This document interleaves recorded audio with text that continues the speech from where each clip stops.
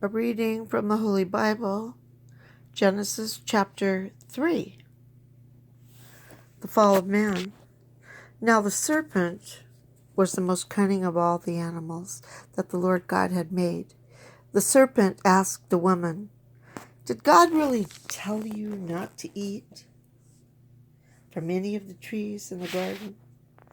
The woman answered the serpent, "We may eat of the fruit of the trees in the garden. It is only about the fruit of the tree in the middle of the garden that God said, 'You shall not eat it or even touch it, lest you die.'" But the serpent said to the woman, "You certainly will not die. No, God knows well that the moment you eat of it, your eyes will be opened, and you will be like gods, who know what is good and what is bad." The woman saw that the tree was good for food, pleasing to the eyes, and desirable for gaining wisdom. So she took some of its fruit and ate it, and she also gave some to her husband, who was with her, and he ate it. Then the eyes of both of them were opened, and they realized that they were naked.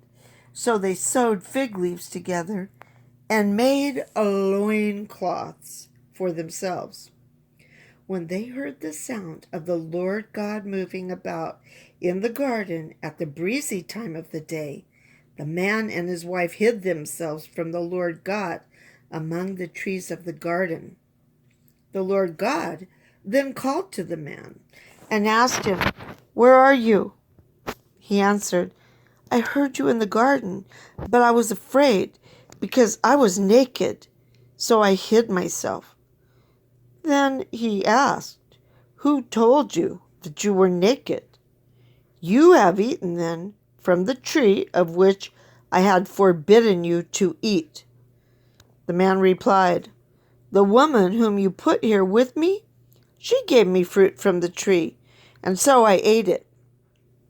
The Lord God then asked the woman, "Why did you do such a thing?"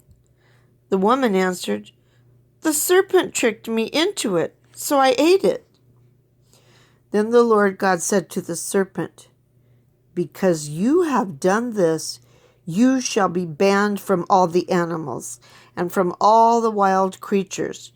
On your belly shall you crawl, and dirt shall you eat all the days of your life. I will put enmity between you and the woman, and between your offspring and hers. He will strike at your head, while you strike at his heel." To the woman he said, "I will intensify the pangs of your childbearing. In pain shall you bring forth children. Yet your urge shall be for your husband, and he shall be your master." To the man he said, "Because you listened to your wife and ate from the tree of which I had forbidden you to eat, cursed be the ground because of you. In toil shall you eat its yield all the days of your life. Thorns and thistles shall it bring forth to you, as you eat of the plants of the field. By the sweat of your face shall you get bread to eat, until you return to the ground from which you were taken, for you are dirt, and to dirt you shall return." The man called his wife Eve, because she became the mother of all the living. For the man and his wife, the Lord God made leather garments, with which he clothed them. Then the Lord God said, "See, the man has become like one of us, knowing what is good and what is bad. Therefore he must not be allowed to put out his hand to take fruit from the tree of life also, and thus eat of it, and live forever." The Lord God therefore banished him from the Garden of Eden to till the ground from which he had been taken. When he expelled the man, he settled him east of the Garden of Eden, and he stationed the cherubim and the fiery revolving sword to guard the way to the tree of life.